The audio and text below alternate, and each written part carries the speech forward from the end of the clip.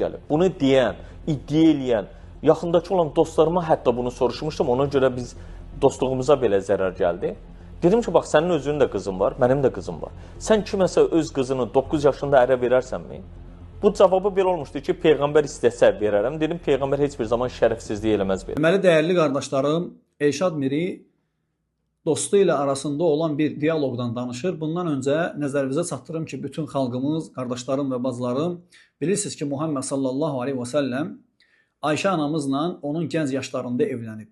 Elşad Miri dostu ilə arasında söhbət eləyir, bir diyaloq eləyir. Ona sual verir ki, sən istəyərsənmi sənin qızın gənc yaşında hansısa bir kişiyə getsin? O da deyir ki, əgər o kişi Peyğəmbər olsa, Muhammed sallallahu aleyhi və səlləm, mən ona verərəm qızımı.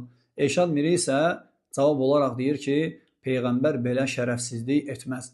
Biz müsəlmanlar 1400 ildir etiqad edirik ki, yəni o vaxtdan bu vaxta qədər səhih hədislərə görə etiqad olunur ki, Allah Rasulü Muhammed sallallahu aleyhi ve sellem Abu Bakrın qızı Ayşə anamızla onun az yaş vaxtında, yəni az yaşlı vaxtında evlənib. Bu da səhih hədislərə görə öz əksini tapıb. Elşad Miri isə deyir ki, yəni biz müsəlmanların etiqadına görə Peyğəmbər sallallahu aleyhi və səlləm şərəfsizlik eləyib. Yəni bu sözü biz dilimizə gətirməkdən də utanırıq. Allaha sığınırıq ki, belə bir iyrənc, fahiş bir sözü Allah Rasulü sallallahu aleyhi ve sellem haqqında deyək. Lakin Elşad Miri bunu deyir.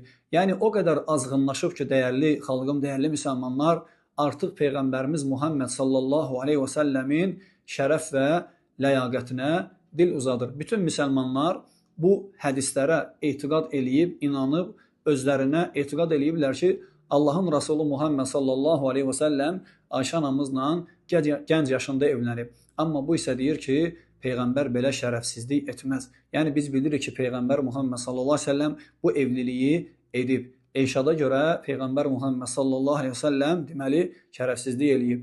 Allahdan istəyirik ki, Allah subhanahu və teala Peyğəmbərimiz Muhammed sallallahu aleyhi və səlləmin şərəf və ləyaqətinə dil uzadanların elə şərəflərin və ləyaqətlərini alçatsın, onları heç vaxt ucaltmasın Allah subhanahu və teala.